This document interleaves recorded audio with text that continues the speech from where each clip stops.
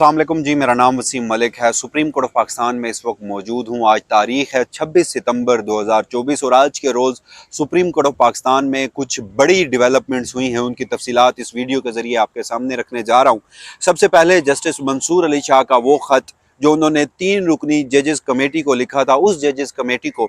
जो practice and procedure तरमीमी ordinance के बाद वजूद में आई थी, जस्टिस मंसूर अली शाह ने उस कमेटी की लीगल हैसियत को तस्लीम करने से इनकार करते हुए कहा था कि वो उस कमेटी में नहीं बैठेंगे और साथ ये भी कहा था कि जब तक ये कमेटी अपनी असल हालत में बहाल नहीं होती उसके तमाम तर जो फैसले हैं वो भी नहीं माने जाएंगे। तो आज के रोज़ चीफ जस्टिस काजी फैज़ ईसा की जानिब से जस्टिस मंसूर अली शाह के उस ख़त का जवाब दिया गया है और उस ख़त के जवाब में जस्टिस मुनीब अख्तर के हवाले से एक पूरी चार्जशीट रखने की कोशिश की गई है, बल्कि संगीन नोयत के इल्ज़ामात लगाए गए हैं। तो चीफ जस्टिस काजी फैज़ ईसा का ये जो इकदाम है वो बोखलाट में लिया गया एक ऐसा इकदाम है जिसमें चीफ जस्टिस काजी फैज़ ईसा ने अपने आप को ही चार्जशीट कर दिया है और ये जो तरमीमी आर्डीनेंस के हवाले से एक मामला था उसको आश्कार कर दिया है कि ये तरमीमी आर्डीनेंस किसकी ख्वाहिश पर आया है। और दूसरी बड़ी डेवलपमेंट वो ये हुई है कि मखसूस नशिस्तों का तफसीली फैसला आने के बाद इलेक्शन कमीशन ऑफ पाकिस्तान में तवातुर से इजलास जारी थे। गालबन 7 रोज़े इजलास जारी हो रहे और जिसमें ये फैसला किया जाना था कि अब इलेक्शन कमीशन ऑफ पाकिस्तान ने क्या करना है। तो बिल आखिर आज के रोज़ इलेक्शन कमीशन ऑफ पाकिस्तान ने एक फैसला किया। इलेक्शन कमीशन ऑफ पाकिस्तान ने सुप्रीम कोर्ट से उन 8 जजेस से एक और वजाहत मांग ली है। वजाहत क्या मांगी गई है, मगर उस सारी वजाहत में एक चीज़ जो मेरे नज़दीक अहम तरीन है वो ये कि इलेक्शन कमीशन ऑफ पाकिस्तान ने आज के रोज़ सुप्रीम कोर्ट ऑफ पाकिस्तान के वो 8 जजेस जिनकी सरबराही जस्टिस मंसूर अली शाह कर रहे हैं और जो तफसीली फ़ैसला देने वाले जजेस थे, मखसूस नशिस्तों का अक्सरियती फ़ैसला देने वाले जजेस, उन 8 जजेस को एक फुल टास्क करवा दी गई है। और अगर इस फुल टास्क पर वो जजेस एक ऐसी शॉट लगाते हैं जो बाउंड्री से बाहर गिरती है तो फिर उससे क्या होगा, इस आइनी तरमीम का जो एक मंसूबा है और उसके जो तमाम फरीक हैं जिनमें पाकिस्तान की फौजी establishment, election commission of Pakistan, chief justice Qazi Faez Isa और हुक्मरान इत्तेहाद में शामिल सियासी जमातें, उन्हें एक बहुत बड़ा धचका लग सकता है। तो ये तमाम तफसीलात क्या हैं आज की इस वीडियो में आपके सामने रखता हूँ। सबसे पहले चीफ जस्टिस काजी फैज़ ईसा का जो जवाबी ख़त जस्टिस मंसूर अली शाह को दिया गया, उस ख़त के मंदरजात पर आने से कबल मैं आपको एक चीज़ बताता चलूँ कि जब वो ख़त के मंदरजात मेरे सामने आए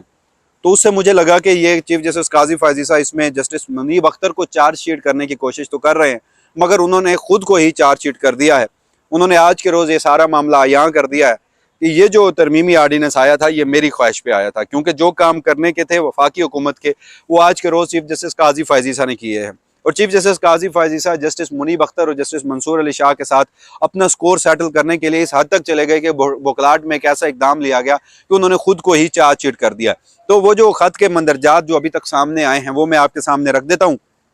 और उसके बाद फैसला आप कर लीजिएगा कि मैं दुरुस्त कह रहा हूँ या गलत कह रहा हूँ। तो जो जवाबी ख़त दिया गया है उसमें काजी फैज़ ईसा ने जस्टिस मुनीब अख्तर को कमेटी से निकालने की जो वजूहात हैं वो बताई हैं और साथ एक मरतबा फिर ये दावा कर दिया है कि मैं ये जो ख़त जवाबी लिख रहा हूँ ये मैं इसलिए लिख रहा हूँ क्योंकि मैं शफाफियत का बहुत बड़ा दाई हूँ, इंसाफ का बहुत बड़ा दाई हूँ, एहतसाब का बहुत बड़ा दाई हूँ। तो ये अल्फाज चीफ जस्टिस काजी फैज़ ईसा लिख रहे हैं और इन अल्फाज में किस हद तक सदाकत है मैं मज़ीद क्या कहूँ, आप लोग मुझसे बेहतर जानते हैं। तो जो ख़त लिखा गया है उसमें जस्टिस मुनीब अख्तर के ऊपर संगीन नोयत के इल्ज़ामात लगाए गए हैं। यानी मुझे एक बात यहाँ पर और भी समझ नहीं आती कि ख़त लिखने वाले जस्टिस मंसूर अली शाह, जवाबी ख़त देने वाले काजी फैज़ ईसा और उस दोनों के दरमियान में जो वजूहात बनी वो जस्टिस मुनीब अख्तर हैं। काजी फैज़ ईसा ने अपने जवाबी ख़त में लिखा कि जस्टिस मुनीब अख्तर जो हैं वो अपने सीनियर जजेस की इज्जत नहीं करते। अब जस्टिस मुनीब अख्तर से senior supreme court of Pakistan में कौन से 2 जजेस हैं? जस्टिस मंसूर अली शाह और उसके बाद काजी फैज़ ईसा। अब जस्टिस मंसूर अली शाह तो जस्टिस मुनीब अख्तर के दिफा में ही सामने आए ना, उन्होंने ख़त लिखा। तो इसका मतलब है कि काजी फैज़ ईसा का कहना है कि जस्टिस मुनीब अख्तर मेरी इज्जत नहीं करते। दूसरा जो इल्ज़ाम लगाया गया वो ये था कि जस्टिस मुनीब अख्तर जो practice and procedure act committee थी पहले कायम, उसमें उन्होंने हमें हमारी मर्जी के काम नहीं करने दिए। और ये चीफ जस्टिस काजी फैज़ ईसा का बड़ा दुरुस्त इल्ज़ाम है कि जस्टिस मुनीब अख्तर ने खुलकर मुखालफत की, हर उस इकदाम की मुखालफत की जो काजी फैज़ ईसा का ऐसा इकदाम था जो बज़ाहिर इस मुल्क की फौजी establishment, election commission of Pakistan और फिर उसके बाद जो इस वक्त हुक्मरान इत्तेहाद में शामिल सियासी जमातें, उनकी जो काजी फैज़ ईसा सहूलतकारी करना चाहते थे। एक और इल्ज़ाम लगाया गया कि जस्टिस मुनीब अख्तर जो हैं वो उन जजेस में शामिल हैं जिन्होंने तमाम छुट्टियां की, यानी वो छुट्टियों के दिनों में सुप्रीम कोर्ट में मुयसर नहीं थे। तो ये हर जज का हक है कि अगर आपने छुट्टियां दी हुई हैं सुप्रीम कोर्ट ऑफ पाकिस्तान के रूल्स के मुताबिक, तो फिर जस्टिस मुनीब अख्तर एक दिन की छुट्टी करें या तमाम छुट्टियां करें, ये उनका फर्ज है। और साथ ये भी कहते हैं काजी फैज ईसा कि जस्टिस मुनीब अख्तर जो है वो छुट्टियों के बावजूद भी 3 रुकनी प्रैक्टिस एंड प्रोसीजर कमेटी में बैठने पर बजीद थे, और उन्होंने जस्टिस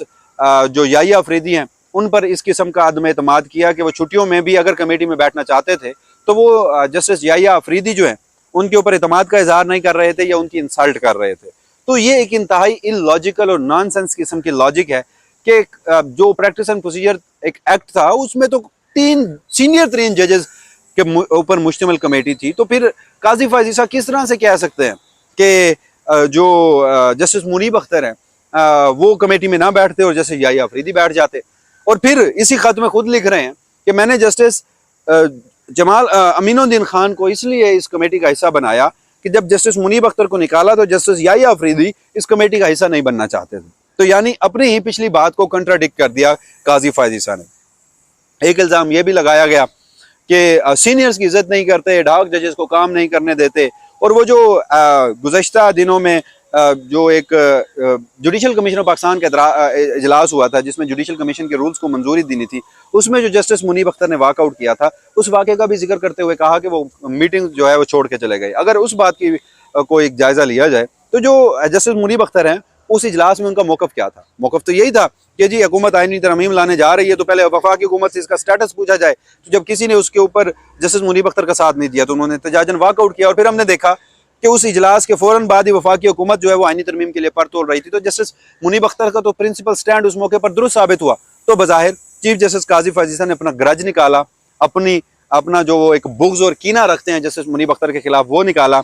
और यहाँ पर एक और बात भी ज़हन नशीन रखनी चाहिए कि जब मैं ये खत के मंदरजात पढ़ रहा था तो यूं जाहिर हो रहा था कि जैसे जस्टिस मुनीब अख्तर के खिलाफ सुप्रीम जुडिशल काउंसिल से चार्जशीट आई है। काजी फैज ईसा सुप्रीम कोर्ट के एक जज है, justice Munib Akhtar supreme court के दूसरे जज हैं, तो वो दोनों बराबर हैं। इंतजामी सतह पर चीफ जस्टिस के पास अख्तियारात कुछ ज्यादा होंगे, लेकिन इसका मतलब ये नहीं कि एक जज का दूसरे जज के ऊपर इस तरह की चार्जशीट लगाना। तो काजी फैज ईसा आज उन्होंने ये तमाम यानी जस्टिस मुनीब अख्तर से मसला था, खत का लुब्बे लबाब ये है, और वो मसला काजी फैज ईसा को था, तो वफाकी हुकूमत किस खुशी में तरमीमी आर्डीनेंस लाई। तो इसका मतलब यही है कि काजी फैज ईसा ने ख्वाहिश का इजहार किया, वफाकी हुकूमत ने सहूलतकारी की। तो ये जो वफाकी हुकूमत की सहूलतकारी काजी फैज ईसा कर रहे हैं अदालत में, और काजी फैज ईसा की सहूलतकारी वफाकी हुकूमत पार्लियामान से या हुकूमत से ऑर्डिनेंस या फिर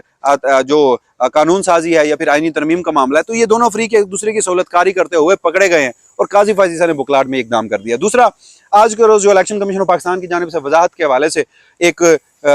वजाती दरखास्त दायर की गई है, उसमें यह लिखा गया है कि जी आपका एक फैसला आ चुका है सुप्रीम कोर्ट का और दूसरी जानिब इलेक्शन एक्ट है। तो अब इलेक्शन कमीशन को ये समझने में और इस पर फैसला करने में मुश्किल पेश आ रही है कि वो एक्ट के साथ खड़े हों या फिर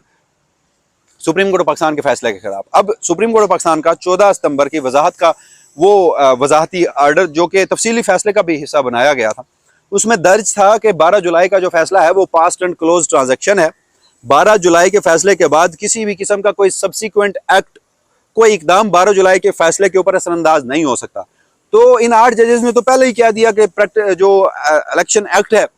वो अब इस फैसले पर इम्प्लीमेंट नहीं हो सकता। और फिर जब रूल 94 को उड़ाया गया था, और रूल 94 क्या था उस हवाले से मैं अपनी वीडियोस में भी आपको बता चुका हूँ। फ्रॉम कोर्ट रूम नंबर 1 जो मरियम नवाज खान साहिबा और मेरा एक मुश्तरका यूट्यूब की काविश है जिस पर हम मुख्तलिफ अंदाज में जो वीडियोज़ हैं वो आपके सामने रखते हैं कोर्ट्स के हवाले से, उसमें भी हमें बड़ी तफसील से बताया था कि रूल 94 को उड़ाकर सुप्रीम कोर्ट ने अपनी तफसीली फैसले में इलेक्शन कमीशन ऑफ पाकिस्तान के हाथ पांव बांध दिए हैं, जिससे स्पीकर का खत भी कलअदम करार हो चुका है, टेक्निकली इलेक्शन एक्ट भी टेक्निकली कलअदम करार हो चुका है, और इलेक्शन कमीशन ऑफ पाकिस्तान के हाथ पांव इस सिलसिले में बांधे गए कि जो मामला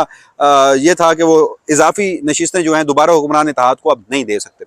तो अब इलेक्शन कमीशन ने जब कहा, इलेक्शन एक्ट का सहारा लिया, तो अब इन्हें 8 जजेस के पास एक फुल टास्क इस सूरत में आ चुकी है कि इलेक्शन एक्ट चैलेंज हो चुका है सुप्रीम कोर्ट ऑफ पाकिस्तान में, और अगर ये 8 जजेस उस एक्ट का जो रेट्रोस्पेक्टिव है यानी माजी से इतलाक है वो ख़त्म कर दें तो उसके बाद तो ये तमाम तर किस्सा जो है वो ख़त्म हो जाएगा। तो ये तमाम तर सूरत हाल थी, और उस हवाले से सुप्रीम कोर्ट ऑफ पाकिस्तान में अब जो लड़ाई है उस हद तक पहुँच चुकी है कि कभी इम्कान है कि काजी फैज ईसा के इस जवाबी खत और जस्टिस मुनीब अख्तर के ऊपर इस कदर सख्त इल्ज़ामात के बाद अब जस्टिस मुनीब अख्तर का भी रद्द अमल सामने आ सकता है, जस्टिस मुनीब अख्तर का भी एक जवाबी खत सामने आ सकता है, और तो और जैसे याही अफरीदी के बारे में जो कुछ लिखा गया है, मुमकिन है जैसे याही अफरीदी भी इस हवाले से अपनी ज़ुबान खोलें और एक ख़त जो है मंजर आम पे आए, तो सूरत हाल इंतहाई संगीन है।